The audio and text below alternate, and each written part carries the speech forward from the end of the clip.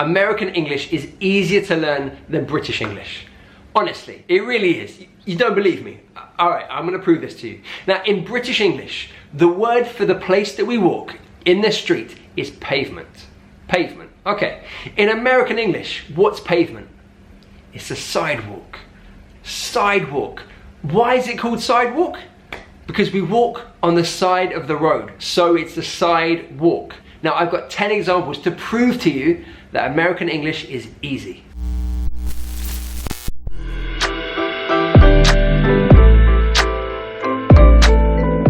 Alright, my second example. In British English, where is the place that we go to buy medicine? The chemists. The chemists. Now, in American English, they don't go to the chemists, they go to the drugstore. The drugstore. The store that has drugs. Genius. Alright, so it's the store that has drugs. That's like in British English, us saying the medicine shop. Well, that would make sense too, but we don't say that, we say chemists. So in British English, chemists.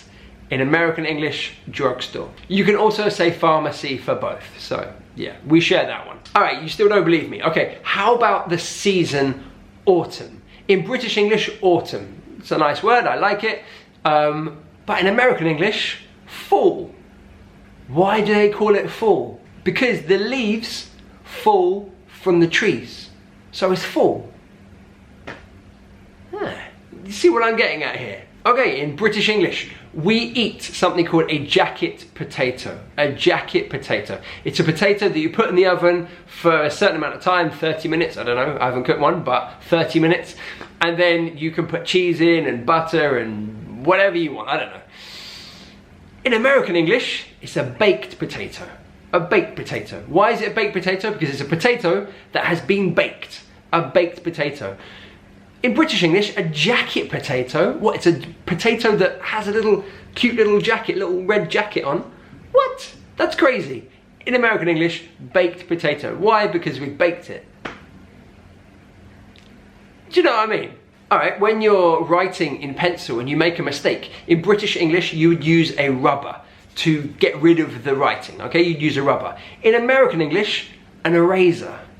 An eraser. Well, that makes sense because you are erasing the mistake that you made. In British English, a rubber.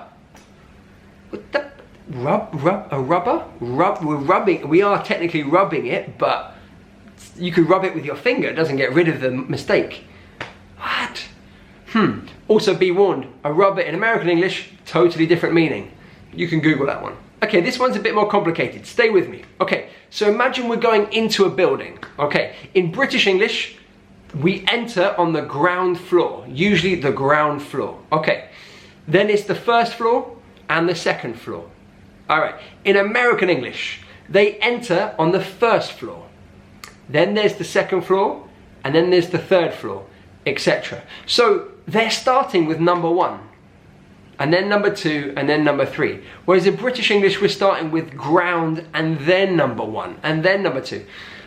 I just think American English makes a bit more sense there. I don't know, maybe that's just me, but I'm kind of with America on that one. This one also makes more sense in American English. So, we have a street in a town where all the shops are. It's the principal street, the one where everything happens.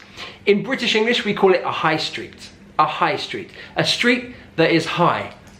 It's not higher than any other street, but anyway. In American English, they're calling it Main Street. Why? Because it's the main street in the town. Yeah, that makes a lot of sense. I can't argue with that one. It's the street where the main things happen, the main shops, the police station, the town hall, whatever it might be, is the main street. So every town in America will have a main street, whereas every town in Britain will have a high street. All right, if you're not convinced by that one, how about this one? So when a baby is crying, you might put something in their mouth. In British English, we call it a dummy. A dummy. Whereas in American English, they'll say pacifier. Pacifier. Why pacifier? Because it pacifies the baby. And to pacify means to calm something. So you are calming the baby. Again, I'm sorry, but American English makes sense there. Like, if I want that baby to stop crying, I'd rather use a pacifier than a dummy. because a dummy makes it sound stupid. Well, that's what it means in British English anyway. Because in British English, dummy also means stupid. It's an informal slang word for someone stupid. You go, oh, you're a dummy, it means you are stupid. So pacifier, yeah, they've done it again. There's a British comedian called Michael McIntyre who raised my awareness to these ones. Now, the things that we wear on our eyes in British English are glasses. Glasses. In American English, eyeglasses. Because they wear them on their eyes. So they're giving you that extra clue. Where are you wearing them? On your eyes. So they're eyeglasses. Alright, that makes sense. The other one he mentioned was when we are riding a horse, we are horse riding. Horse riding. Whereas in American English, horseback riding. Horseback riding. See, they're telling you where to sit on the horse. Don't just grab it somewhere like by the head or wherever, or by the tail. Get on the back and then ride the back of the horse. So you're horseback riding. It's almost like they're giving instructions with the vocabulary. Eyeglasses, wear the glasses on your eyes. Horseback riding, ride the horse on the back. There's logic to that, I like it. What do you think, guys? Do you think that American English is easier to learn than British English? Because I kind of think it is, but you let me know. Of course, I teach British English and that's the one that I speak, so therefore I want to teach it to you guys. I have a lot of time and respect for American English. It's just a bit of fun. I hope you enjoyed it. It's always fun to contrast different English types from American English to British English and celebrating the difference and the diversity. Alright guys, thank you so much for hanging out with me again. I've really enjoyed this one. It's a fun one. Remember, I'm back on Tuesday and Friday with fresh modern British English. Check me out on Instagram and on Facebook for daily English content.